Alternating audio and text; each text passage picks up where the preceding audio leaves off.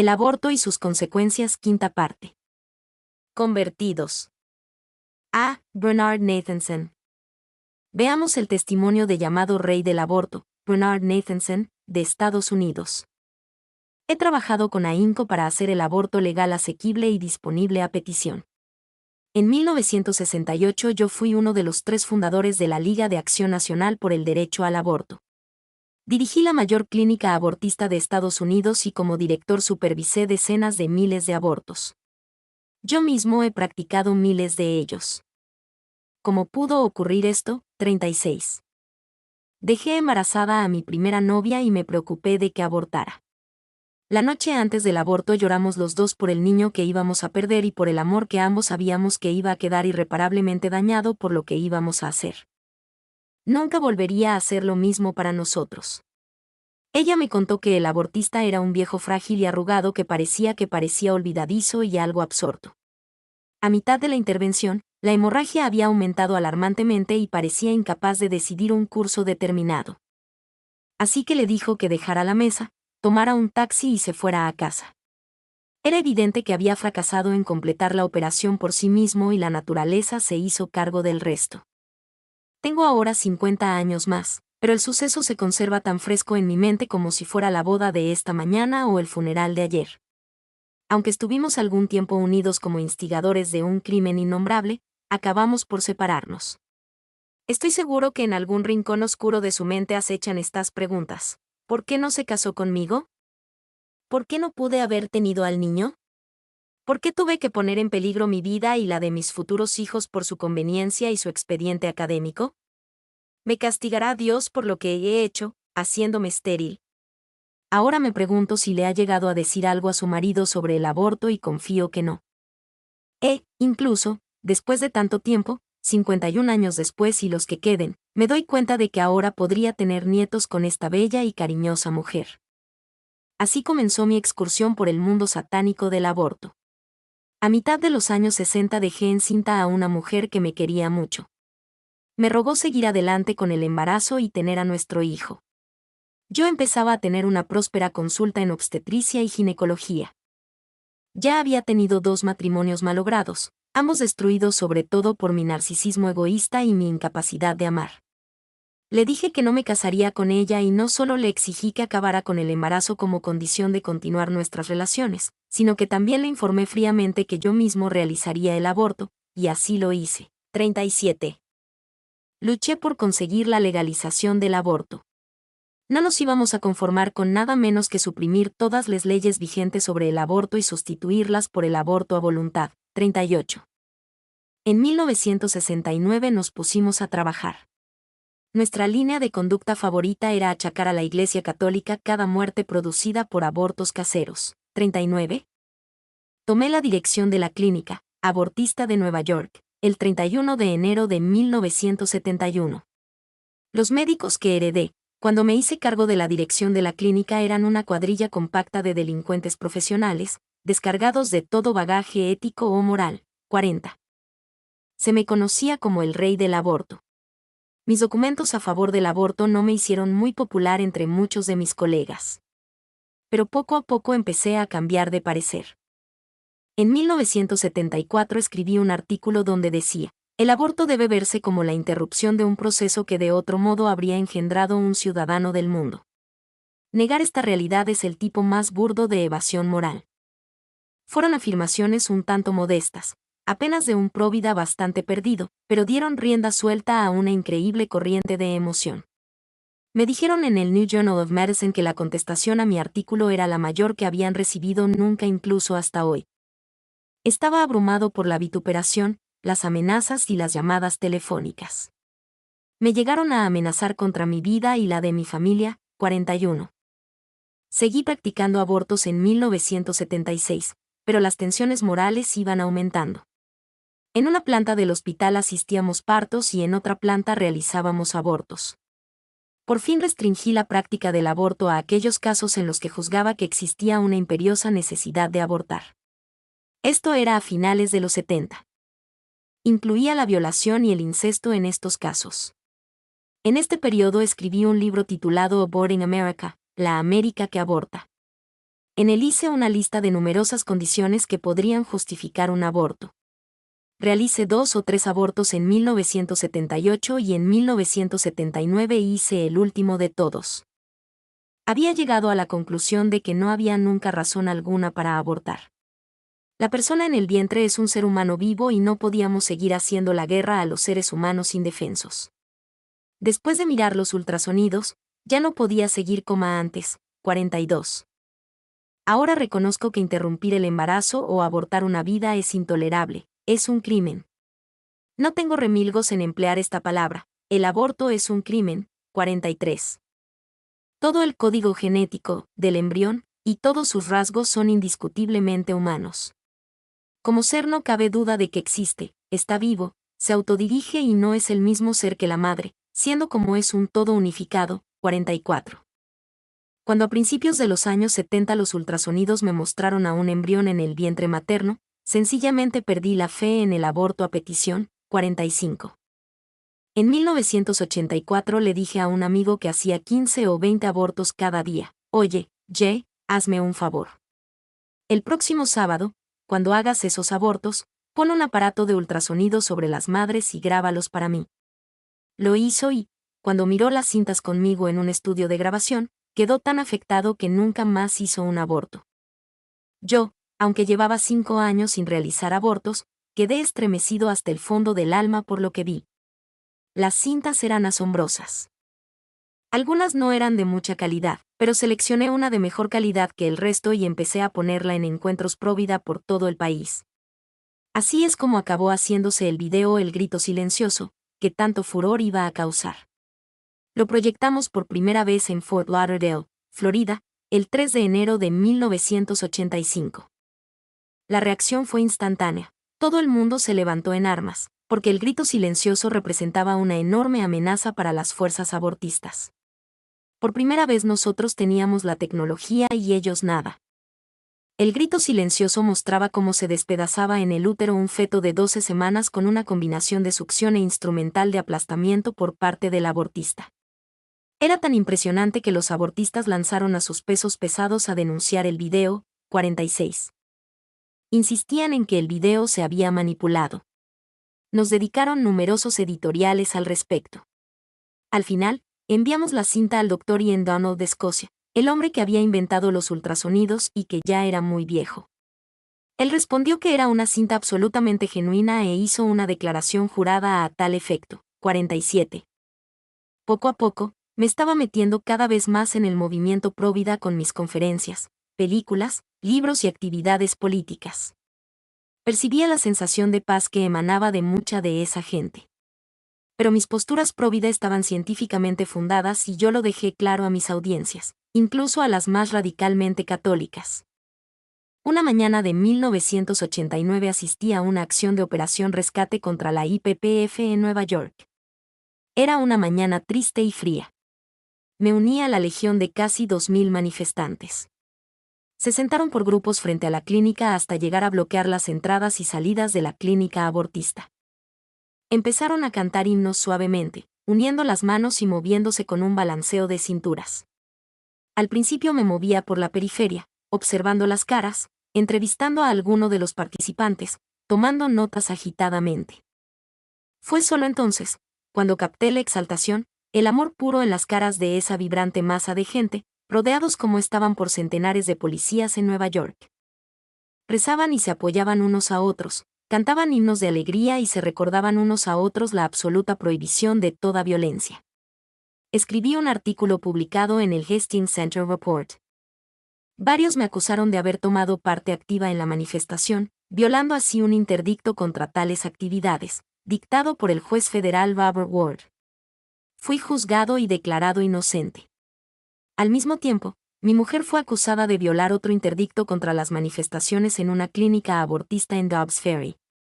Resolvimos su caso. Ambos casos nos salieron caros, pero no me arrepiento ni de un solo céntimo del dinero que gasté en ellos. 48. Observé más adelante una manifestación en Nueva Orleans y otra en una pequeña ciudad al sur de Los Ángeles. Estaba conmovido por la intensidad espiritual de esas manifestaciones. Eran ecuménicas, con tantos católicos como protestantes, y no violentas, enraizadas en convicciones espirituales. Pues bien, yo no era inmune al fervor religioso del movimiento Provida. Era consciente que, a principios y mediados de los 80, una gran cantidad de los católicos y protestantes que desfilaban allí habían rezado por mí, estaban rezando por mí y yo no me quedaba impasible con el correr del tiempo. Y por primera vez en mi vida adulta, empecé a considerar seriamente la noción de Dios. Un Dios que me había conducido inexplicablemente por todos los intrincados círculos del infierno solo para enseñarme el camino de la redención y de la misericordia a través de su gracia. 49. Se bautizó como católico el 9 de diciembre de 1996 a las 7:30 de la mañana en la cripta de la Catedral de San Patricio de Nueva York. El cardenal John O'Connor le administró los sacramentos del bautismo, confirmación y comunión. Él nos dice, estaba completamente emocionado. Y después cayó esa agua fría, purificadora, sobre mí y voces suaves y un inexpresable sentimiento de paz. No puedo decir lo agradecido que estoy ni la deuda tan impagable que tengo con todos aquellos que han rezado por mí durante estos años en los que proclamaba públicamente mi ateísmo y mi falta de fe. Soy optimista ante el futuro, independientemente de lo que pueda traer consigo, porque he vuelto mi vida hacia Cristo. Ya no tengo control y no quiero tenerlo. Nadie puede hacerlo peor de lo que yo lo hice. Estoy ahora simplemente en las manos de Dios. 50. B. Stojan Adašević. El diario La Razón de España dio a conocer el caso de un nuevo rey del aborto convertido, Stojan Adašević, quien llegó a realizar 48.000 abortos en total, hasta 35 en un solo día, y quien es actualmente el principal líder pro-vida de Serbia, pero durante 26 años fue el ginecólogo abortista más prestigioso del Belgrado comunista. El periódico español señala que los libros de medicina del régimen comunista decían que abortar era, simplemente, extirpar un trozo de tejido. Los ultrasonidos que permitían ver al feto llegaron en los años 80, pero no cambiaron su opinión. Sin embargo, empezó a tener pesadillas.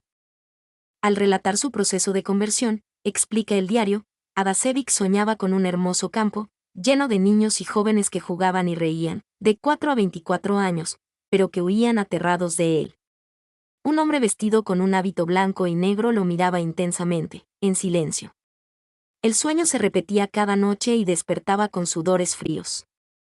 Una noche preguntó al hombre de negro y blanco por su nombre. Me llamo Tomás de Aquino, respondió el hombre del sueño. Adašević, formado en la escuela comunista, nunca había oído hablar del genial Santo Dominico, no reconoció el nombre. ¿Por qué no me preguntas quiénes son estos niños? Son los que mataste con tus abortos, le dijo Tomás. Adašević despertó, impresionado, y decidió no practicar más intervenciones. Ese mismo día vino a su hospital un primo con su novia embarazada de 4 meses, para hacerse su 9º aborto, algo bastante frecuente en los países del bloque soviético. El doctor accedió. En vez de sacar el feto miembro a miembro, decidió machacarlo y sacarlo como una masa. Sin embargo, el corazón del bebé salió aún latiendo. Adašević se dio cuenta entonces de que había matado a un ser humano. Tras ese macabro episodio, Adašević informó al hospital de que no haría más abortos. Nunca en la Yugoslavia comunista un médico se había negado. Redujeron su salario a la mitad, echaron a su hija del trabajo y no dejaron entrar a su hijo en la universidad. Tras 2 años de presiones y a punto de rendirse, volvió a soñar con Santo Tomás. Eres mi buen amigo, persevera, le dijo. Adašević se comprometió con los grupos pro-vida. 2 veces consiguió que la televisión yugoslava emitiera la película de ultrasonidos El grito silencioso, del Dr. Bernard Nathanson. Actualmente, el Dr. Adašević ha publicado su testimonio en revistas y diarios de Europa del Este, como Ljubitelj drugog druga. Ha vuelto al cristianismo ortodoxo de su infancia y también ha aprendido cosas sobre Santo Tomás de Aquino. 51. C. Andrase Soreni. Nos dice, soy un doctor, exabortero, creo que el único aquí entre nosotros, ahora convertido y a favor de la vida. Soy secretario de la Organización Obstetras por la Vida en Hungría.